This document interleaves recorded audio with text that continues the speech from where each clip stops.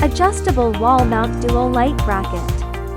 Remove the protective film from the suction cups. Loosen the suction cup and latch knobs to release the locked position.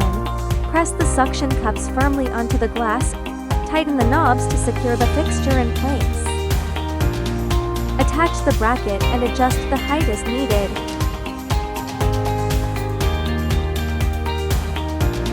Install the included rubber gasket for added stability. Use the cable clip to organize the wires neatly. This product is suitable for aquariums and the AK series reptile terrariums.